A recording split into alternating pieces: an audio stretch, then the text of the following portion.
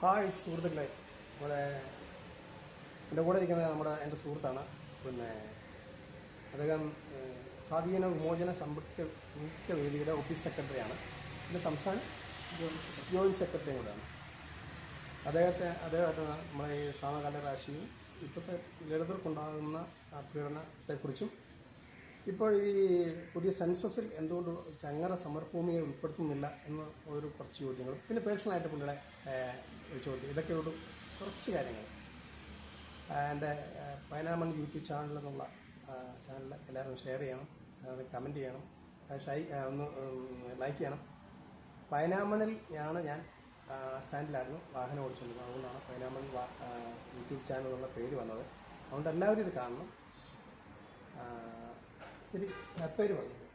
Suresh Kumar S എന്നാണ് എൻ്റെ പേര്. ഇപ്പോൾ അറിയപ്പെടുന്നത് സുരേഷ് കല്ലേരി എന്നാണ്. കല്ലേരി സ്വന്തം സ്വദേശം കല്ലേരിയാണ്. അപ്പം ഞാൻ ചോദിച്ചത്, ഈ പുതിയ സമകാലിക രാഷ്ട്രീയത്തിൽ പുതിയൊരു മന്ത്രിസഭയൊക്കെ വന്നല്ലോ. നമ്മുടെ ചങ്ങര സമരഭൂമി ആണല്ലോ നിങ്ങളുടെ ഒരു ടാർഗറ്റ്. നിങ്ങൾ അവിടെയാണല്ലോ ബേസിക്കലി നിങ്ങളുടെ നല്ല നമ്മുടെ ഓക്കെ. അപ്പം നിങ്ങളുടെ ടാർഗറ്റ് അതാണല്ലോ, നിങ്ങളുടെ ഉദ്ദേശിക്കുന്നതാണല്ലോ. അപ്പോൾ എന്താണ് ചങ്ങര സമരഭൂമിയിൽ ഗവൺമെൻറ്, ഈ പുതിയ ഗവൺമെൻറ് നിങ്ങളോട് എന്തെങ്കിലും വാഗ്ദാനങ്ങളോ എന്തെങ്കിലും വിധത്തിൽ നമ്മളെ രക്ഷപ്പെടുത്താനുള്ള ഒരു മാർഗം ഉണ്ടാവും? എന്തെങ്കിലും വാഗ്ദാനങ്ങളെന്ന് പറഞ്ഞാൽ ഇപ്പോൾ ഏതൊരു ഗവൺമെൻറ് ആയാലും ഗവൺമെൻറ്റുകൾ ഭരിക്കുന്നവരുടെ കൊടിയും മാറുന്നു, ആളുകളും മാറുന്നു എന്നതേ ഉള്ളൂ.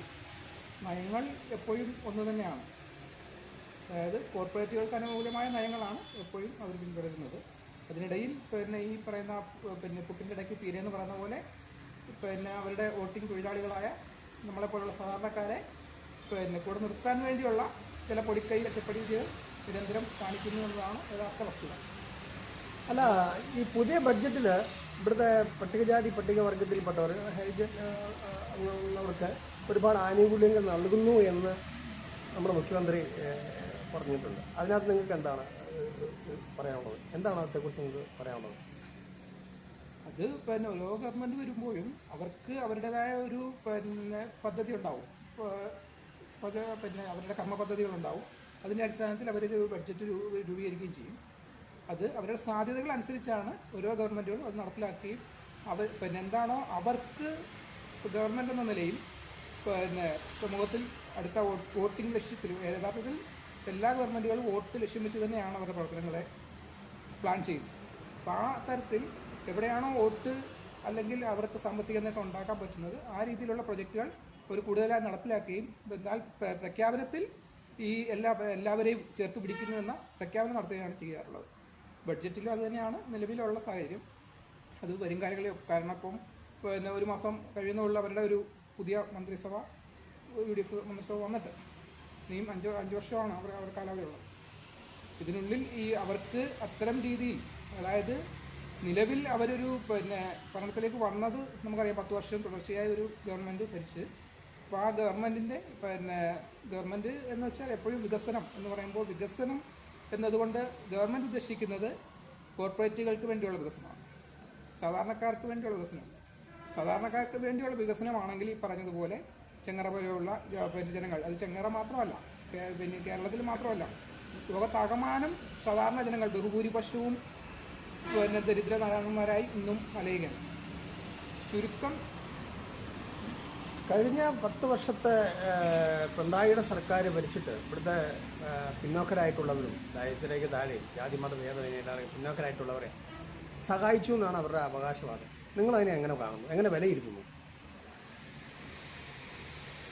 അങ്ങനെ സഹായിച്ചു എന്ന് പറയുമ്പോൾ ഈ 18 വർഷമായി ചങ്ങര സമരം പൂർത്തീകരിക്കുകയാണ്, 19 വർഷത്തിലേക്ക് പോയിക്കൊണ്ടിരിക്കുകയാണ്. അപ്പോൾ ഈ 19 വർഷവും ചെങ്ങറ അവിടെ തന്നെ ഉണ്ടായിരുന്നു. ഈ ഗവൺമെൻറ്റുകൾ ഈ പറഞ്ഞതുപോലെ മാറി മാറി വന്നു, ഇടത് വലത് മുന്നണികളെല്ലാം. അപ്പോൾ അവർ ഓരോ കാലത്തും ഈ ചെങ്ങറയ്ക്ക് വേണ്ടി അല്ലെങ്കിൽ ദളിതർക്ക് വേണ്ടി ഇന്നത് ചെയ്യുന്നു എന്ന് പ്രഖ്യാപനങ്ങൾ നടത്തുകയും അത് കാലോചിതമായി കാലാനുസൃതമായി അടിയന്തര പ്രാധാന്യത്തോടെ നടപ്പിലാക്കുകയോ, അത് ചെങ്ങറയിൽ ഒരു പറ്റം ജനങ്ങൾ ഒരുമിച്ച് താമസിക്കുന്നു എന്നതുകൊണ്ട് ചെങ്ങറ അഡ്രസ് ചെയ്യപ്പെടുന്നു. മറിച്ച് ഈ കേരളത്തിലെ കോളനികളായാലും മറ്റ് പല രീതിയിൽ ചേരികളിൽ പോലും ഇന്നും ലൈഫ് പദ്ധതിയിൽ തന്നെ അപേക്ഷകൾ കൊടുത്തിട്ട് ലക്ഷക്കണക്കിന് ആളുകളാണ് ഇന്നും കാത്തിരിക്കുന്നത്. അവർക്കെല്ലാം പൂർണ്ണമായി ആ രീതിയിൽ, കാരണം ഭരണഘടന വിഭാവനം ചെയ്യുന്ന തുല്യനീതി എന്ന അർത്ഥത്തിൽ അവരെല്ലാം ഇന്നും താഴെത്തട്ടിൽ തന്നെയാണ്. ആ രീതിയിൽ ഈ ഗവൺമെന്റുകളൊന്നും തന്നെ ആ ഒരു അവരുടെ നയം ദളിതർക്ക് വേണ്ടിയോ അല്ലെങ്കിൽ സാധാരണക്കാർക്ക് വേണ്ടിയോ വിനിയോഗിക്കില്ല എന്നത് തന്നെയാണ് സ്വാധീനമോചന സംയുക്ത വേദിയുടെ പ്രതിനിധി എന്ന നിലയിൽ ചെങ്ങറയുടെ അനുഭവത്തിൽ കൂടി എനിക്ക് പറയാനുള്ളത്. ചെങ്ങറ വരും കാലങ്ങളിൽ ഗവൺമെന്റിന്റെ ഒരു ആനുകൂല്യങ്ങൾ അല്ലെങ്കിൽ കറണ്ട് അടിസ്ഥാന സൗകര്യങ്ങൾ, അതായത് വീട്, കറണ്ട്, മറ്റുള്ള അടിസ്ഥാന സൗകര്യങ്ങൾ പ്രതീക്ഷിക്കുക, അങ്ങനെ ഒരു എന്താണ് നിങ്ങളൊരു സ്വപ്നം എന്ന് വെച്ച് ഉണ്ടോ? എന്താണ് ആ ജനങ്ങൾ 100-600 കുടുംബത്തിനോട് നിങ്ങൾക്കുള്ള ഒരു കമ്മിറ്റ്മെന്റ്? ഞങ്ങളെന്നും പ്രതീക്ഷയിൽ തന്നെയാണ്. കാരണം ഞങ്ങൾ ഇന്ത്യയിലെ പൗരന്മാരാണ്. ഇന്ത്യയിലെ അല്ലെങ്കിൽ കേരളത്തിൽ ജീവിച്ചു വരുന്ന സാധാരണ എല്ലാവരെയും പോലെ തന്നെ ജീവിച്ചു വരുന്ന ആളുകളാണ്. അപ്പോൾ ഞങ്ങളുടെ കുട്ടികൾ അവർ ഈ 18 വർഷമായിട്ടും ഡീസൽ വിളക്കിൻ്റെ വെളിച്ചത്തിൽ അല്ലെങ്കിൽ അത്തരം കരി ശ്വസിച്ച് അവരിന്ന് നിരന്തര രോഗികൾ, കുട്ടികൾ മാത്രമല്ല മുതിർന്നവരും എല്ലാം അപാലപത്ര ജനങ്ങളും ഇന്ന് ആ രീതിയിൽ മാരകമായ രോഗങ്ങൾ അടിമപ്പെട്ടുകൊണ്ടിരിക്കുകയാണ്. അപ്പോൾ അവർക്ക് അതിൽ നിന്നുള്ളൊരു മോചനം, സാധാരണ നാട്ടിൻപുറത്ത് ജീവിക്കുന്ന സാധാരണക്കാരെ പോലെ സ്കൂളിൽ പോകാൻ അല്ലെങ്കിൽ അവരുടെ പഠനത്തിന് ആവശ്യമായ രീതിയിൽ ഒരു പഠനമുറിയോ അല്ലെങ്കിൽ അത്തരം രീതിയിലുള്ള വെളിച്ചവും വഴികളും ഒരു സാധാരണ പൗരന് അവകാശപ്പെട്ട എല്ലാ ആനുകൂല്യങ്ങളും ഞങ്ങളുടെ കുട്ടികൾക്കും ചെങ്ങറയിലും ലഭ്യമാകണം. അപ്പോൾ അതിനുവേണ്ടിയുള്ള നിരന്തര പോരാട്ടത്തിനാണ് സ്വാധീനമോചന സംയുക്ത വേദി കഴിഞ്ഞ നാളുകളിലെല്ലാം തന്നെ. അപ്പോൾ ഈ ഇതിലും ഞങ്ങൾ ആ പ്രതീക്ഷയുണ്ട്. ഒപ്പം തന്നെ കഴിഞ്ഞ ഗവൺമെന്റിന് മുൻപ്, ഇലക്ഷന് മുമ്പ് തന്നെയുള്ള അവരുടെ വികസന മുന്നേറ്റ യാത്രയിൽ അതിനെ സംബന്ധിച്ച് നമ്മളൊരു നിവേദനം സ്വാധീനമോചന സംയുക്ത വേദിയുടെ പ്രതിനിധികൾ നേരിട്ട് ഇന്നത്തെ മുഖ്യമന്ത്രി, അന്നത്തെ പ്രതിപക്ഷ നേതാവിനെ നേരിട്ട് കാണുകയും ആ നിവേദനം നൽകുകയും ചെയ്തിട്ടുണ്ട്. അതോടൊപ്പം തന്നെ താഴെത്തട്ടിൽ വില്ലേജ് ഓഫീസ് മുതൽ താലൂക്ക് കളക്ടറേറ്റുകളിലെല്ലാം തന്നെ അത്തരം അടിയന്തര ആവശ്യങ്ങൾ മുൻനിർത്തിയുള്ള അപേക്ഷകൾ കൊടുക്കുകയും കഴിഞ്ഞ ഗവൺമെൻറ് കാലത്ത് പ്രിൻസിപ്പൽ സെക്രട്ടറി ആയിരുന്ന എം രാജമാണിക്യം സാർ അവർക്കും നേരിട്ട് നിവേദനം നൽകുകയും ഒക്കെ ചെയ്തിട്ടുള്ളതാണ്. അപ്പോൾ ഈ മാറി വരുന്ന ഗവൺമെൻറ്റുകൾ ഗവൺമെൻറ്റും മാറുന്നുണ്ട്, അതുപോലെ തന്നെ ജില്ലാ ഭരണകൂടങ്ങളും എല്ലാം മാറി വരുന്നുണ്ട്, ഉദ്യോഗസ്ഥരെല്ലാം മാറി വരുന്നുണ്ട്. എങ്കിൽ തന്നെയും നമ്മളുടെ ജനുവിനായ ചെങ്ങറയുടെ അടിസ്ഥാന ആവശ്യങ്ങളെന്ന ആവശ്യം അവിടെ നിലനിൽക്കുകയാണ്. അപ്പം ആ ആവശ്യം നേടിയെടുക്കുന്നതിന് വേണ്ടിയുള്ള പുതിയ പോരാട്ടങ്ങളിലേക്ക് ഞങ്ങൾ പോയിക്കൊണ്ടിരിക്കുകയാണ്. അത് ഒരു വലിയ മൂവ്മെൻറ്റായി വരും ദിവസങ്ങളിൽ പുറം ലോകത്തേക്ക് സമൂഹത്തിലേക്ക് വരും. അപ്പോൾ സുരേഷേ, ഞാൻ ഇനി ചോദിക്കാൻ പോകുന്നതേ, നിങ്ങൾ സാമൂഹ്യ പ്രവർത്തകനൊക്കെയാണ്, പൊതുപ്രവർത്തകനാണ്. പിന്നെ നിങ്ങളുടെ കുടുംബം, നിങ്ങളുടെ കല്യാണം, നിങ്ങളുടെ കുഞ്ഞുങ്ങൾ, എന്താണ് നിങ്ങളുടെ ഫ്യൂച്ചർ, നിങ്ങളുടെ എന്താണ് നിങ്ങളുടെ ഭാവി എന്തായിരുന്നു ഇന്നലെ വരെ ഒന്ന് പറയാമോ? അത് രസകരമായി പറഞ്ഞാൽ പ്രേക്ഷകർക്ക് വളരെ സന്തോഷമായിരിക്കും.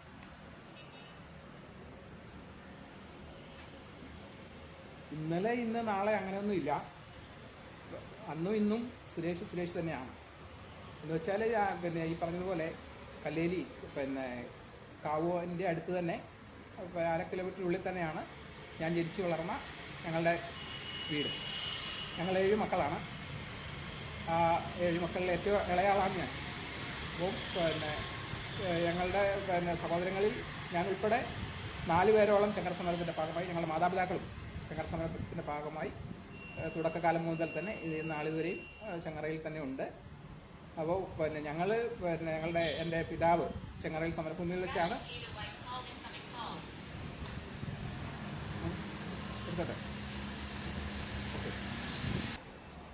ഞങ്ങളുടെ എൻ്റെ ഫാദർ ചെങ്ങറ സമരഭൂമിയിൽ വെച്ചാണ് മരണപ്പെട്ടത്. അദ്ദേഹത്തെ അടക്കിയിരിക്കുന്നത് അവിടെയാണ്. അപ്പോൾ നിലവിൽ അമ്മ ഉൾപ്പെടെയുള്ളവർ ഇപ്പോഴും ചെങ്ങറ സമരഭൂമിയിൽ തന്നെ ഉണ്ട്. പിന്നെ എൻ്റെ ഫാമിലി അവരൊക്കെ തന്നെയാണ്. കല്യാണം, വിവാഹം അത് സ്വർഗത്തിലാണോ? സ്വർഗത്തിലെന്നോ അല്ലെങ്കിൽ ഇന്നല്ലേ നാളെ നടക്കുമെന്നോ നടക്കത്തില്ലെന്നൊന്നും നമുക്ക് പറയാൻ പറ്റില്ല. ജീവിതത്തിൽ ഇതുവരെയുള്ള കാലങ്ങളിൽ പല അതായത് ജീവിത സാഹചര്യങ്ങൾ, കുറച്ച് നാൾ ഞാൻ ഡൽഹി, രാജസ്ഥാൻ തുടങ്ങിയ സംസ്ഥാനങ്ങളിലായിരുന്നു തൊഴിലിൻ്റെ ഭാഗമായിട്ട്.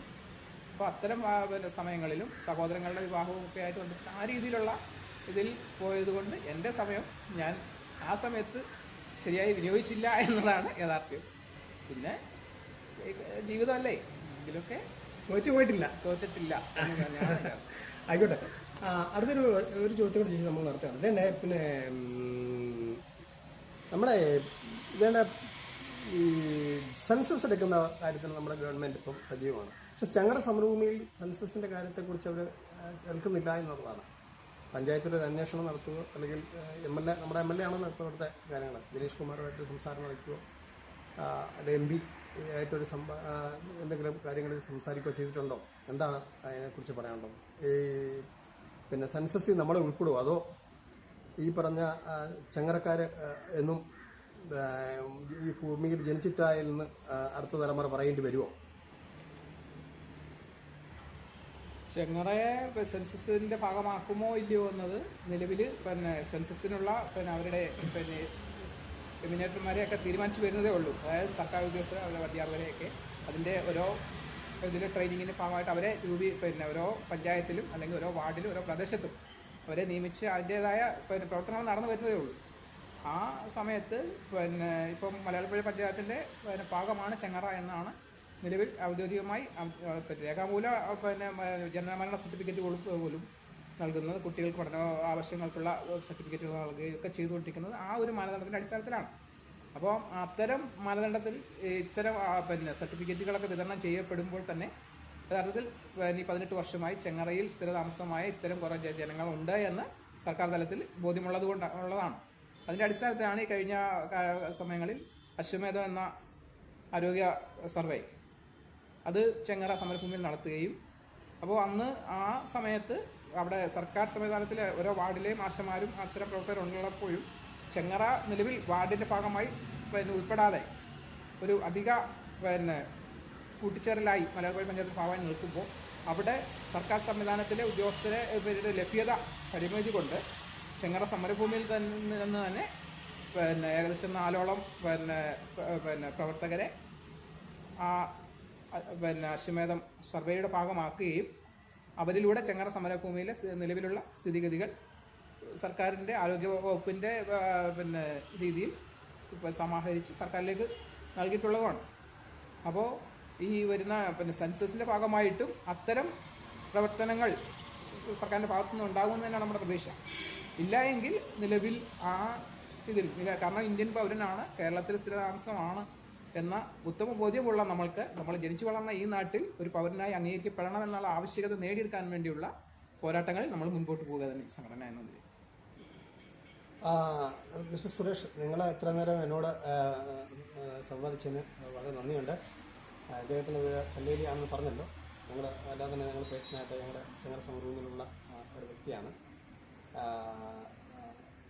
ഞങ്ങളുടെ ഈ സംവാദം ഒരു വൻ വിജയമാക്കി എല്ലാവരും ലൈക്ക് ചെയ്യണം, കാണണം, ഷെയർ ചെയ്യണം എന്ന് പറഞ്ഞുകൊണ്ട് ഇപ്പോൾ സമരത്തിൽ നമുക്ക് ഈ സംഘടനാപരമായ രീതിയിലും സമരപരമായ രീതിയിലും പൊതുസമൂഹത്തിൻ്റെ ഭാഗം എന്ന നിലയിലും നമുക്ക് ഈ പോരാട്ടം തുടരാം.